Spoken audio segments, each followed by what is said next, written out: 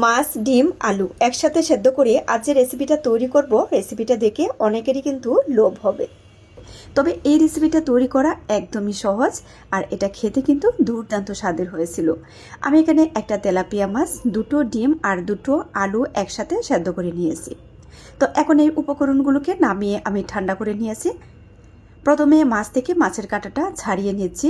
আমি এখানে তেলাপিয়া মাছ নিয়েছি, আপনারা যে কোনো ধরনের বড় মাছ দিয়ে এই রেসিপিটা তৈরি করে নিতে পারবেন। তো কাঁটাটা কিন্তু সাবধানে ছাড়িয়ে নিতে হবে, যেন এর মধ্যে একটা কাঁটাও না থাকে। ডিমটাকে আমি ছুলে নিয়ে এখন একটা গ্রেটার দিয়ে গ্রেট করে নিচ্ছি। তবে আপনারা হাত দিয়ে ম্যাশ করেও কিন্তু এই রেসিপিটা তৈরি করে নিতে পারবেন, তবে গ্রেট করে নিলে এর মধ্যে কোনো রকম দলা পেকে থাকবে না।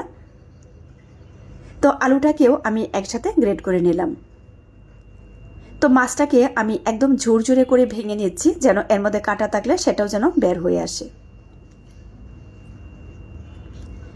এখন এর মধ্যে আলু এবং ডিমটা যে আমি গ্রেট করে রেখেছিলাম সেই উপকরণগুলো এক এক করে অ্যাড করে দিচ্ছি।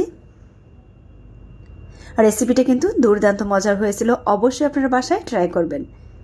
এখানে পেঁয়াজ কুচি, কাঁচামরিচ কুচি, হলুদের গুঁড়া, মরিচের গুঁড়া আর কিছুটা পরিমাণ চাট মশলা, স্বাদ মতো লবণ, এখানে কিছুটা পরিমাণ পেঁয়াজ বেরেস্তা দিয়ে দিলাম। অবশ্যই কিন্তু পেঁয়াজ বেরেস্তা দেওয়ার চেষ্টা করবেন সুন্দর একটা ঘ্রাণের জন্য।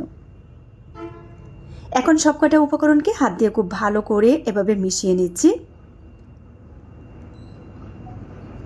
তো একসাথে ভালো করে মিশিয়ে নিয়ে কিন্তু এভাবে রেসিপিটা তৈরি করে নেবেন। আর এটা কিন্তু অনেক মজার একটা রেসিপি, অবশ্যই বাসায় কিন্তু ট্রাই করবেন। তো সবকটা উপকরণ ভালো করে আমার মেশানো হয়ে গেছে। তো এখান থেকে অল্প পরিমাণে নিয়ে প্রথমে গোল শেপ করে এটাকে এভাবে চ্যাপটা করে দিচ্ছি। একদম কাবাবের শেপ করে আমি তৈরি করে নিচ্ছি। আর এদিকে চুলায় একটি প্যান বসিয়ে তেল দিয়ে তেলটা হালকা একটু গরম করে এখন সবকটা এক এক করে দিয়ে দিচ্ছি। এটাকে আপনাকে মাছের কাবাব বা ডিমের কাবাব অথবা আলুর কাবাব বলা যেতে পারে, যেহেতু আমি সবকটা উপকরণ একসাথে দিয়েছি।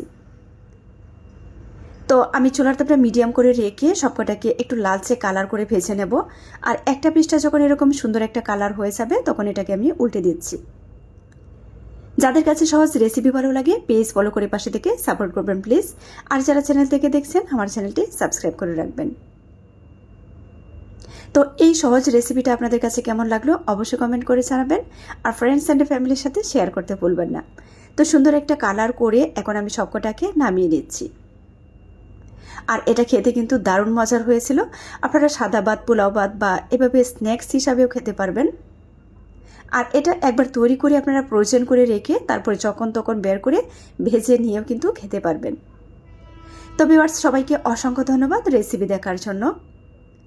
আজ বিদায় নেব, পরবর্তী রেসিপি দেখার আমন্ত্রণ রইল। সে পর্যন্ত সবাই ভালো থাকবেন। আল্লাহ হাফেজ।